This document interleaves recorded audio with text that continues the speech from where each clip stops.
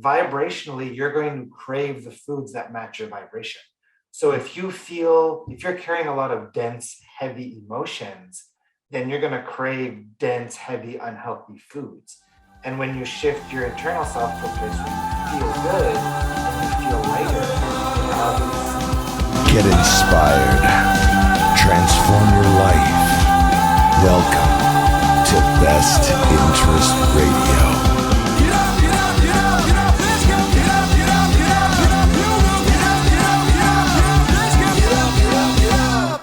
Chaga mushroom and CBD. You might have heard of them, and you might have heard of their amazing benefits such as boosting the immune system and decreasing inflammation in the body. I've been using them for years and they work great for me. Lately, I've been helping a friend of mine start up his company called Canoom Naturals. So if you'd like 15% off hemp, CBD, and chaga products, use the code BEST15 at the checkout using the links in the description. All right, so today on the podcast, I have a local fella named Nick Breau, and Nick is the leader of what's called the Power Manifesting Collective, correct? Yeah, correct. And I just joined his program, 8-week program for the $1 Million Manifesting Challenge. I'm not sure if I got the name right for that, but basically it's like a collective group of us working towards manifesting $1 million collectively. But Nick has a lot of experience with this. He is a 10-time Abraham Hicks hot seater, for those of you who have ever heard of Abraham Hicks. And he has a lot to share and teach about alignment and manifestation. And I like how you call yourself like an alignment specialist, and you're not really focused as much on like the manifestation aspect, because as what I've learned is it's more about being in alignment with your vision and your goals and your desires more than it is about like manifesting and focusing on what you want. Correct? Yeah. I tell people that manifestation is kind of old news. So once you really understand that anything you want to manifest is because of how you believe you would feel when you manifest that thing, then really it's about people just really want to feel good. And the funny thing is when you find a way to feel good, when you find a way to achieve those emotional states that you're seeking, you stop caring about manifestation. When you stop caring about the manifestation, that tends to be when those things start to show up. Yeah, it's about getting into that flow state and sort of like being present and being happy with the way things are, and almost like getting out of your own way. Totally. And that's very well said, getting out of your own way, because really people call it law of attraction, and they think it's like, oh, I'm going to focus on that desire so hard and so much it's going to show up. And the truth is that, everything that we want is really already on its way. It's just a matter of us getting out of our own way in terms of creating these mindset blocks and things of the like. Yeah. And so, essentially when you focus too much on something that you desire, like you're pushing that away because that's coming from a place of lack.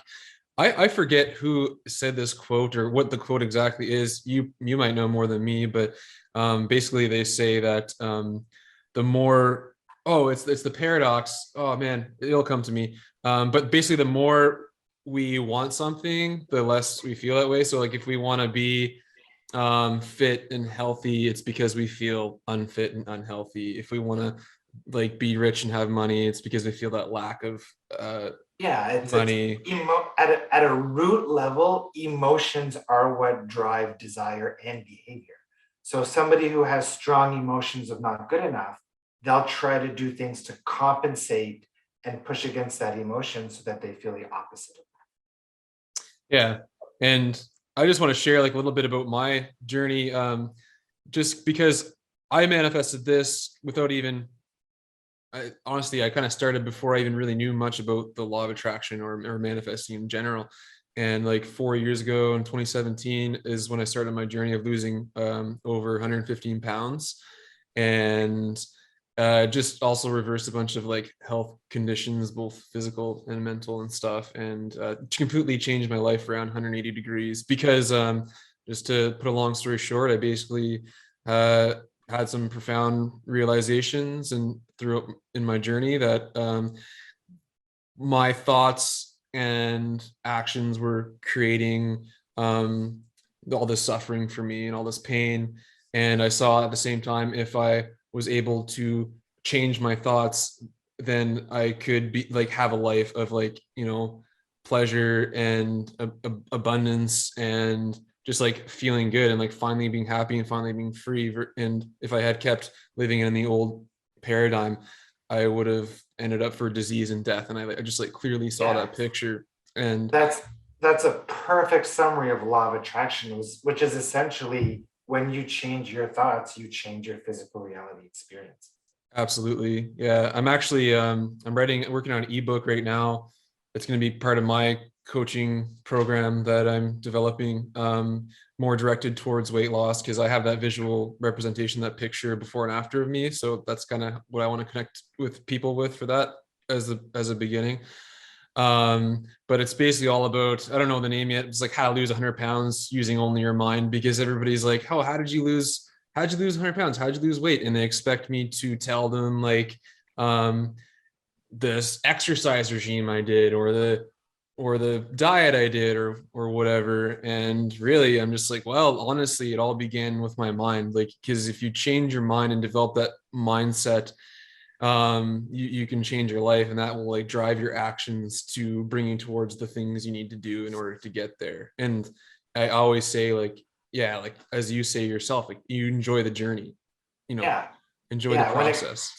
When it comes to weight loss, and I don't work with one-on-one clients anymore, but I have worked with a significant number of clients, both on different physical conditions, including weight loss. And when it comes to weight loss, people always default to exercise and nutrition. And yes, those are two important factors, but I would say the third equally important missing puzzle piece is that mindset puzzle piece. Because if you've got that self-sabotaging pattern that losing weight is unsafe, for example, it doesn't matter how hard you try and how much you effort. If you don't deal with that sabotage, then losing weight is always going to be a struggle. So if you don't address those mindset issues, and there's a few things I always look at when it comes to weight loss in terms of mindset. But if you don't deal with those things, then for some people, losing weight is always going to be a struggle. Oh yeah, absolutely. And I mean, for my own journey there, how I describe it is, like I honestly didn't even like consciously really decide to lose weight. I just like visualized like a healthier version of myself, and I had like that just desire, and it was just like feeling good to start eating well and going to the gym and stuff. And it was like exciting, this new life I was living, and I was living in alignment, right? I was Yeah. living in alignment with what I desired at my core, I guess. Yeah, well, And vibrationally, you're going to crave the foods that match your vibration. So if you're carrying a lot of dense, heavy emotions, then you're going to crave dense, heavy, unhealthy foods. And when you shift your internal self to a place where you feel good and you feel lighter, then you're obviously the impact of that is that you end up going to be craving foods that make you feel lighter, like fresh veggies and things that are healthier for you. oh yeah, yeah, absolutely. That makes a lot of sense, actually. I mean, I live that myself, but the way you worded that is kind of like what I did. I just never put that into words. But yeah, like pretty much just like visualized myself as like the healthy fit version of myself. And I like sort of just like knew it would happen, but I was just like, I wasn't worried about how I looked at the moment. Like honestly, quite honestly, I like couldn't even look at myself in the mirror. I was like, I had so much shame and guilt. And obviously part of that process is like healing of that. So you can be more in alignment of that. So you can become that and embody that version of yourself. So I had to like, I looked at myself in the mirror and started like telling myself that I love myself. And then I'd like break down crying and realize, oh shit, like I actually do. And all this shame and guilt and crap I'm carrying like is just useless. It's just like weighing me down. Yeah, Literally. totally. Yeah. And the way I like to describe it is like, and I go into detail with this in my ebook, it's like, just to sum it up, basically like when we make like a conscious decision to do something, whether or not we know how to do the things to get there, like it's like when we make that conscious decision, our subconscious actions will bring us there. Like, so if we don't know how to do the tasks to get there, we'll bring ourselves naturally to the people who will teach us how to do it, or to the information to teach us how to get there. Yeah, our inner being, our inner guidance, whatever you want to call it, is always guiding us down that path. The question people need to ask is, am I listening to those nudges? Am I listening to those things that my inner being is feeding me? And am I in alignment, which is what puts you in that receptive mode for those things. Oh, absolutely. Yeah. And just like on the topic, I'm- from what I see, like when people talk about the law of attraction and manifesting, I think um, I see a lot of people, they kind of relate it more towards money and like material things like cars and houses and vacations. But I think the reason why I wanted to share like a little bit of my story there is because you can use that for anything. And I don't know, do you find people are usually more stuck on the money aspect? Because it's Yeah, I mean, people watch The Secret, and then that's kind of people's introduction to this whole world of law of attraction. And then they believe, oh, so if I create a vision board or I focus on this desire for 8 hours a day or whatever they think then I can manifest it.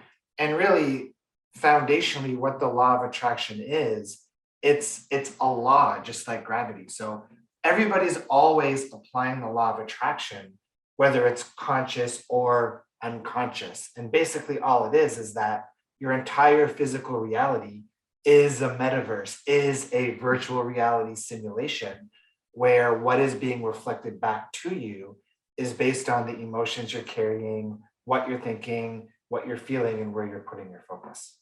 absolutely. And so one thing that just came to me is like a blockage that people may experience is like if something quote unquote bad happens and comes up in their life where it feels like it's blocking them from what they want.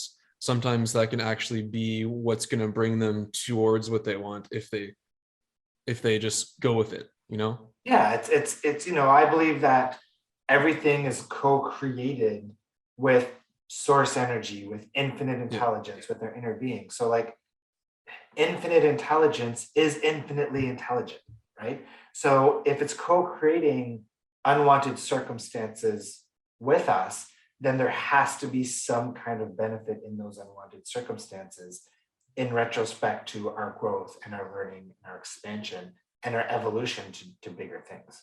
absolutely. What do you think are the main things that block people from manifesting what they really desire? For most people, I would say it's emotional baggage and slash or fears. So one example is relationships. So the top three I would say is money, health, and relationships. So one relationship example that I use, and this is I've seen this in multiple past clients. One that stands out is one girl in high school. She was in her senior year, grade 12 of high school. She was with her boyfriend for maybe 6 or 7 months, and she had this vision in her head. They were going to get married, they were going to have 4 kids, 2 boys, 2 girls, and everything was perfect.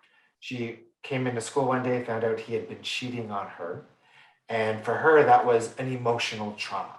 And of course the subconscious mind wants to keep us safe, so the subconscious mind goes, oh shit, look what happens when you fall in love with somebody. Look at the amount of hurt and pain that can go along with it. So what happens is that the subconscious mind says, okay, relationships are not safe.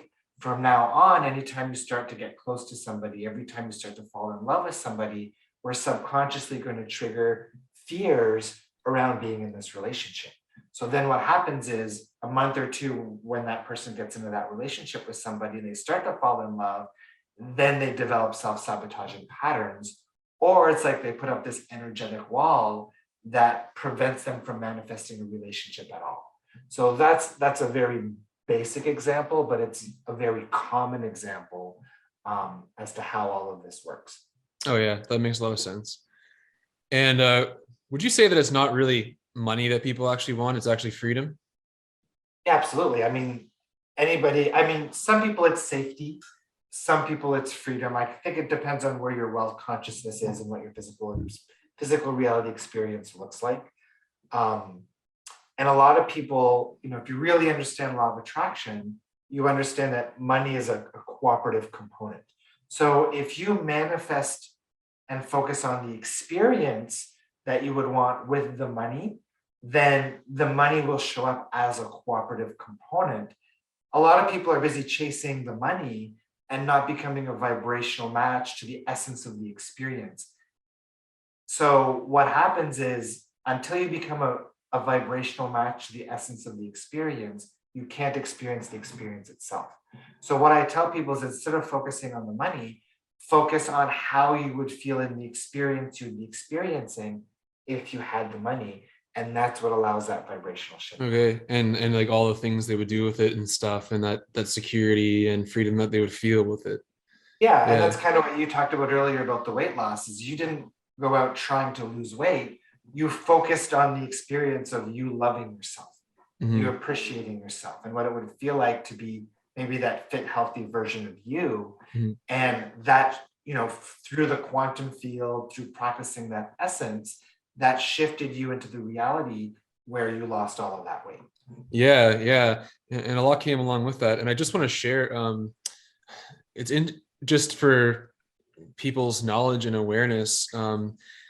Obviously, when I was at that state of like a completely different person, of like 115 pounds heavier and with all these problems, I had a lot of emotional baggage I was carrying, like the feeling of not being good enough, the lack of self-love, shame, guilt, just a bunch of other things, like you name it. So I actually let go of that, and that's what brought me to where I am now.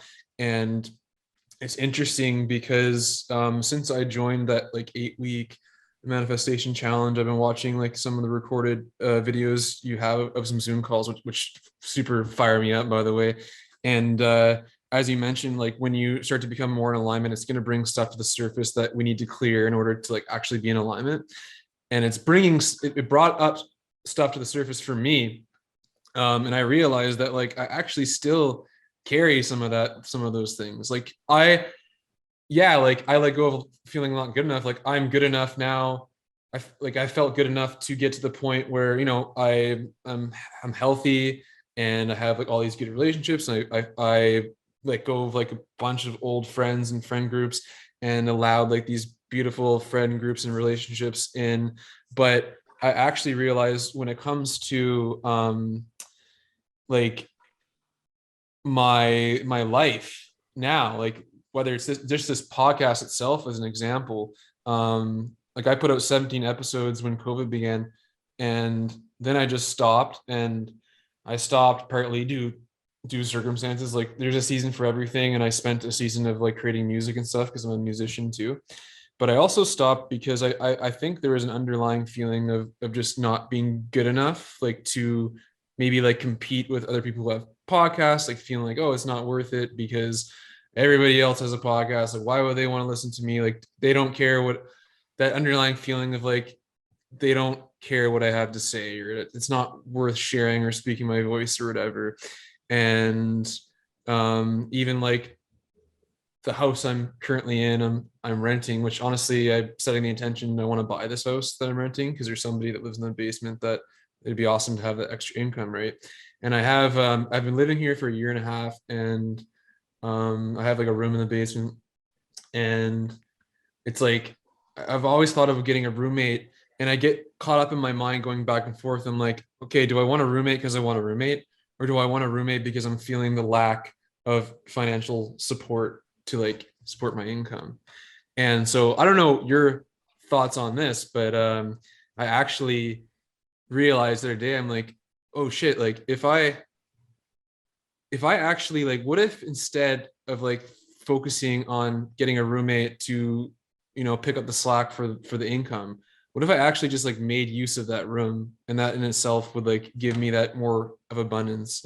And so I've been using that room now to do like my work on my ebook and stuff, and all the stuff like do on my computer. And it's like it's been super awesome and like rewarding to just like work on that stuff. Like it just feels good to have that space. And funny enough, like I'm using that space, which is feeling good doing it, to work on stuff like my ebook, which is essentially going to provide me with more abundance, because that's going to be what I'm going to be able to sell that, and it'll help with my coaching program and stuff like that. Yeah, that's what I call excuse me, vibrational productivity. So when you really understand how all of this stuff really works, the example I use is if you're starting a business as an entrepreneur, if you've got maybe 5 business opportunities, maybe say A, B, C, D, and E, if you're at the vibration of effort and struggle and failure, it doesn't matter which of those businesses you choose, the end result is going to be failure. Now, if you come in at the vibration of feeling good, of being pumped, the vibration of success, the vibration of things are going to work out for me, again, it doesn't matter which of those businesses you choose, your end result is going to match your vibration, which is that vibration of success. So for me, when it comes to my business, I don't do anything that doesn't feel good. For me, everything is based on impulse, everything is based on inspiration, everything is based on how much fun am I going to have doing this. And that's really, in my opinion, the key to being successful in anything that you do.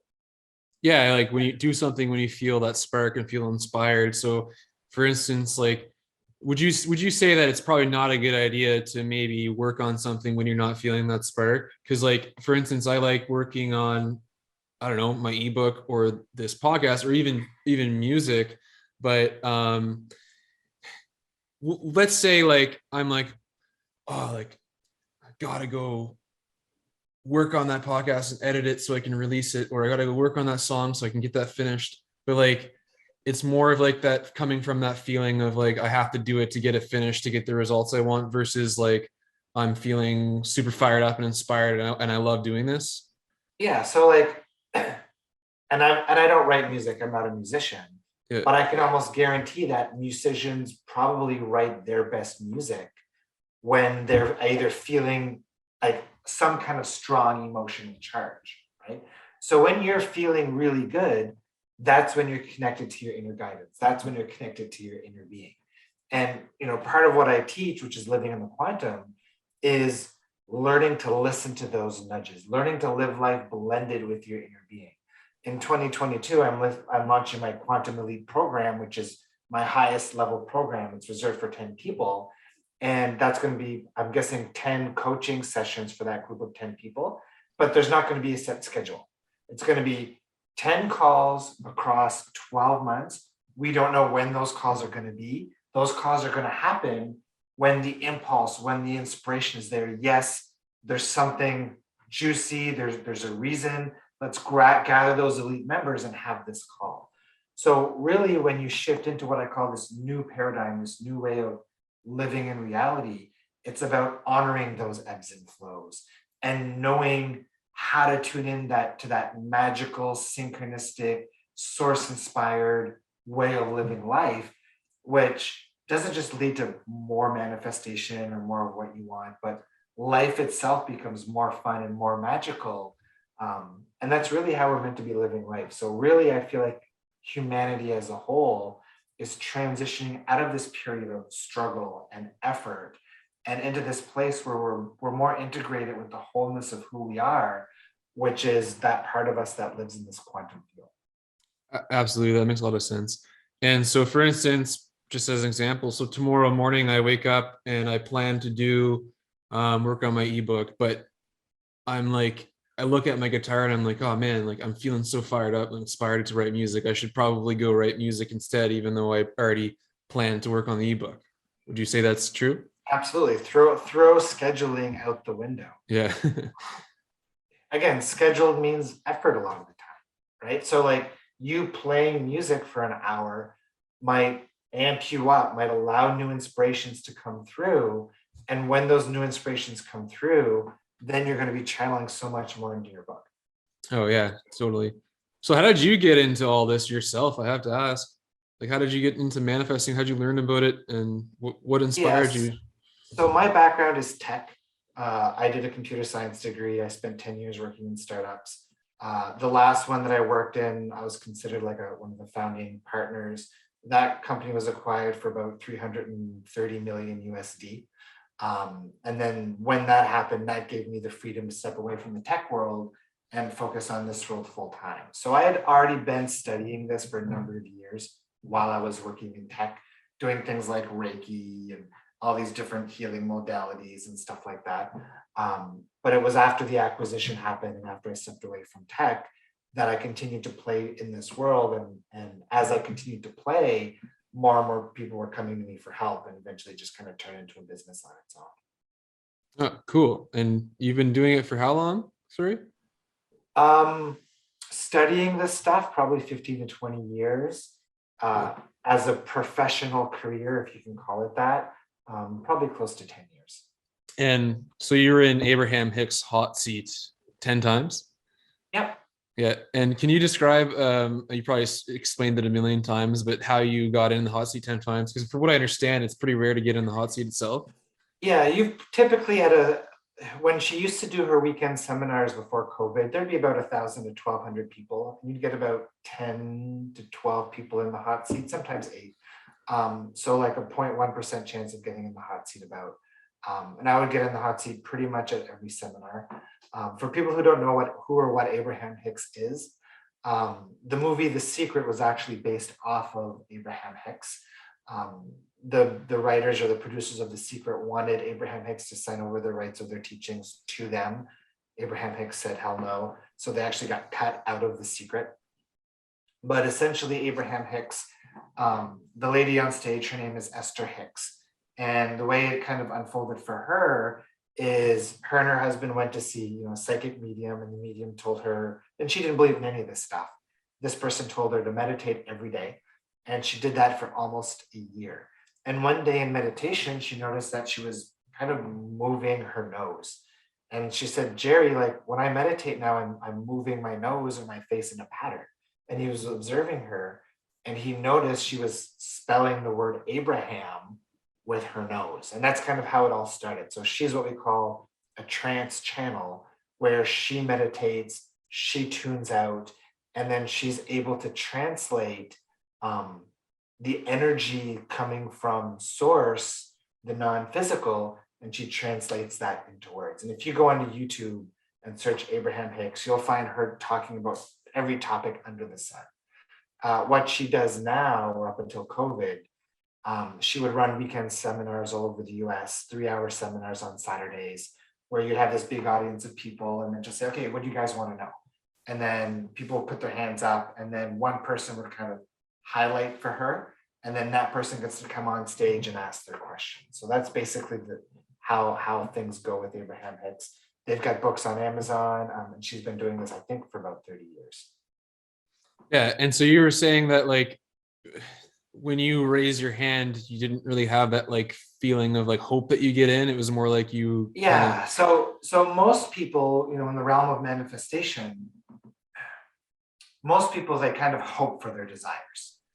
But hope contains an energy of doubt, right? There's a bigger difference between hoping and choosing. So when I go to a seminar, I don't put my hand up. And I think most people, when they put their hand up, they're in the energy of, oh, pick me. I hope she picks me. When I put my hand up, I'm like, all right, it's my turn. I'm choosing. I'm right here. Look over here. It's my time to be up in the hot seat, right? So energetically, and this just isn't about being in the hot seat, it's about everything in your reality. It's about understanding that the more you're deciding, the more you're choosing, the more you're in that state of knowingness, the greater of a vibrational match you are to that experience, and the greater the possibilities of bringing it into your reality. Absolutely. I like that. I like that a lot. When the way you described it in one of your calls, like it really like spoke to me, and I was like, okay, that makes a lot of sense. Like you got to like choose that. And it's so funny because when I reflect, it's like the times I've done that myself without even like consciously like knowing that, it's worked out in my favor. This actually just brought a funny little story to my mind, just in the terms of manifesting. I've always honestly been like the type of person that's like never worried about anything, and like it's just been like, it's gonna work out, like it's not a big deal and stuff. And it's honestly always worked in my favor. My mom says I have a horseshoe at my ass, and I always just thought it was just because it's my mind, it's the way I think and manifest things. That horseshoe is branded with the word alignment. Absolutely, yeah. And so one time, this is in my, well, back before I changed my life, I was a mess. Honestly, I was so disorganized and scattered, even though I had this mindset towards things. But um, I get pulled over one time after work, and I don't know what it was. It was probably for like an inspection or registration or both or something. It was like overdue. And it was like I was driving like a new Chev Cruze. It was like a 2010 or 2011 Chev Cruze. And anyways, the cop pulls me over and he's like, we're gonna have to like tow your car because the inspection's not due. It's not quote unquote safe for the road, even though it's a new car.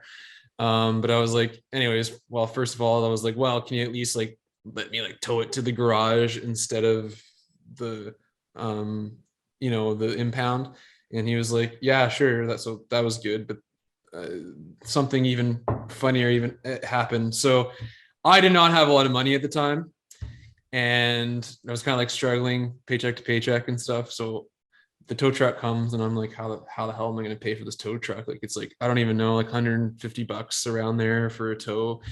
And the tow truck driver comes and he gets my car pretty much all the way at the tow truck, like pulling it on the chain and almost like ready to lower the bed, and the chain came loose and my car rolled off the tow truck and hit the cop car, and it didn't do any damage to my car or the cop car, because the cop car had a grate in the front, or a bumper, whatever you call those things. And so it just like scuffed my bumper, but it was like, I don't know, enough damage where it was like, all right, so I guess my tow is free. So they tried to like, he called the tow truck driver called his boss, and the boss was like, oh, we'll give you 50% off. And I was like, dude, like, I can literally send you a bill for this bumper, like, just give it to me for free, and like, we won't have a problem. So he's like, okay. So I ended up getting the ride for free. So it's just like, those circumstances have always happened in my life, and I believe it's because I'm just like, oh, it'll work out. I'm sure it'll be fine. Whatever, not a big deal. And yeah, would you say that is probably what? Yeah, and the other thing about contrast too is again, I believe that everything happens in our favor. And in those moments, we may not know why this is happening or what benefit there is in these circumstances. A lot of people will say, oh, Nick, I started doing this work and my life is falling apart. And really my response to that is, sometimes it feels like life is falling apart, but sometimes life needs to fall apart in order to fall back together in a much better way.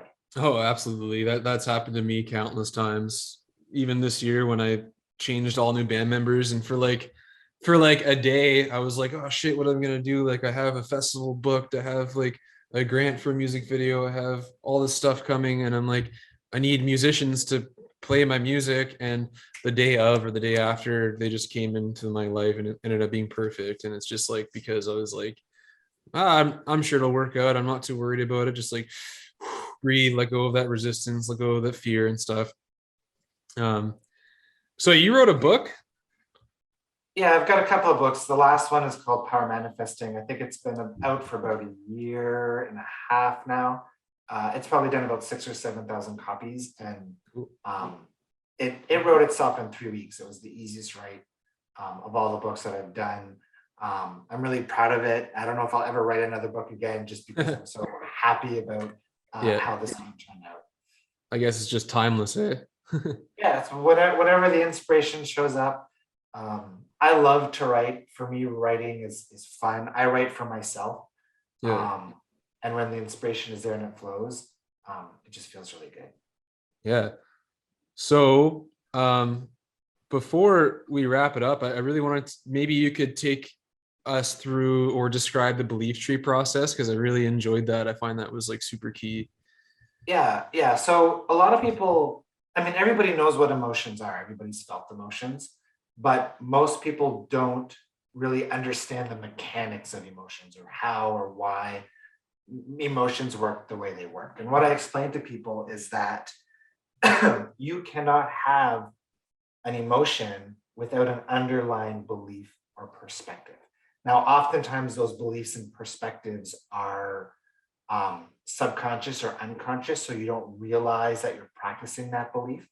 So when you feel a feeling, and this is a very rudimentary form of the belief tree process. The belief tree process is a process I developed after doing years of EFT, or emotional freedom technique, or tapping. What I realized was it wasn't so much the tapping sequences that were creating shifts in people, but it was in the questions I was asking and the words I was saying as we were tapping. And that's what evolved into the belief tree process. But foundationally, what I can explain on the call is that all emotions are rooted in perspectives. And when an emotion surfaces, just try asking the question, I feel this way because, or what must I believe is true to feel this way? And what will happen is, if you're not in your mind about it too much, a belief or perspective will kind of come to the surface.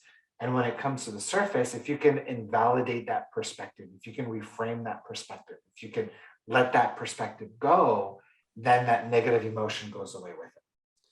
And again, that's the very basics of it.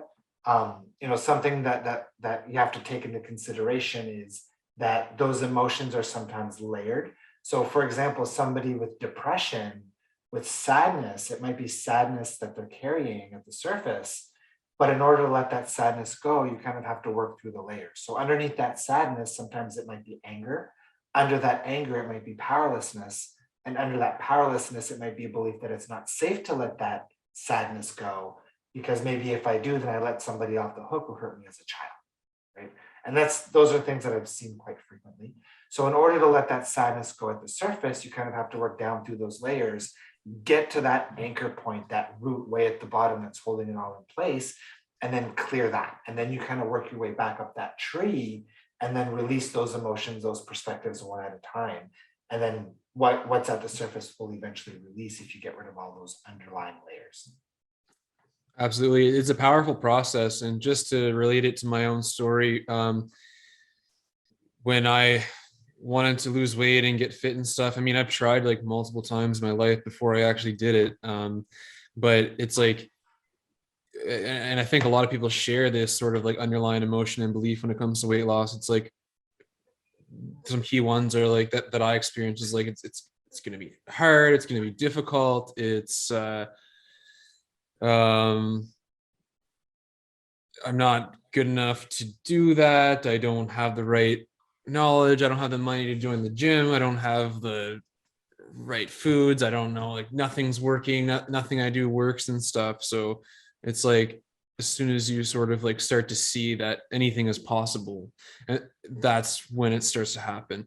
In fact, that's also what helped me to change. It's like, I actually realized like holy shit, it actually is possible to like completely change my life and to like be healthy and happy and stuff. And yeah, like as soon as you see the possibility of something, you just like you go towards it and it just happens. Yeah, there's kind of three key things I tell people to look at when it comes to weight loss and mindset. One is, are you getting into rest and repair mode when you sleep at night? So most people who struggle with weight loss, it's people who have kind of overthinking minds or analytical minds, or go to bed stressed and worried. So what happens is when you fall asleep in that state, you don't go into the deepest REM cycles, which is the rest and repair mode that your body needs to get into in order to properly process and eliminate fat.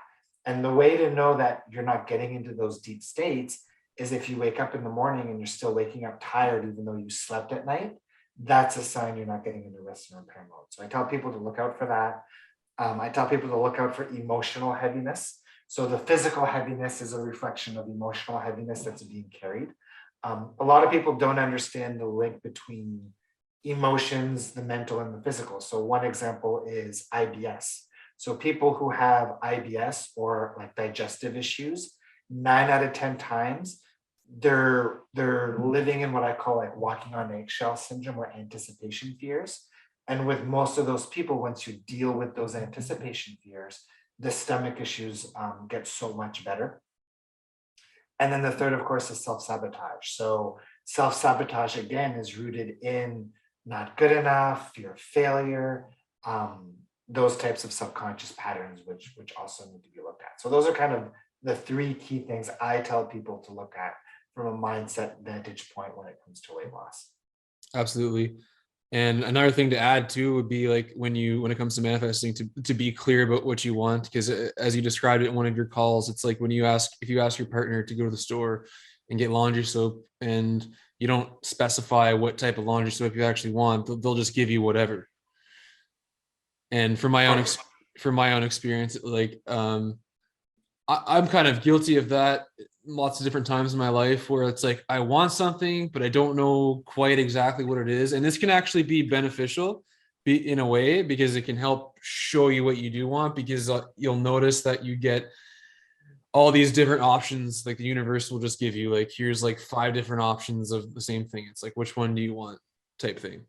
So totally, yeah. If you're not, if source, your inner being, is part of this co-creative experience with you, if you're not clearly telling source or your inner being what you want, then it's going to be harder for it to deliver what you want. absolutely.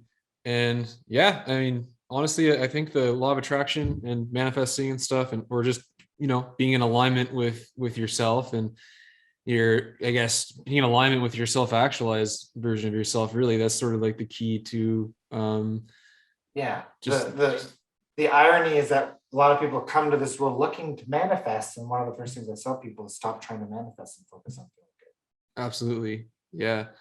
And so I forget what I was going to say. Anyway, is there anything you'd like to leave? I mean, you can tell us where people can find you and what's going on and what you're going to be offering before we wrap it up. Yeah, I mean, I've got resources all over the place. I'll put the links. I've got a free 33-day challenge called 33 Aligned, which is at 33aligned.com. They can find my book, Power Manifesting, on Amazon. I've got membership communities. I've got some super exciting programs launching starting in January. I'm fairly easy to find on YouTube, on Facebook. I'm pretty much all over the place.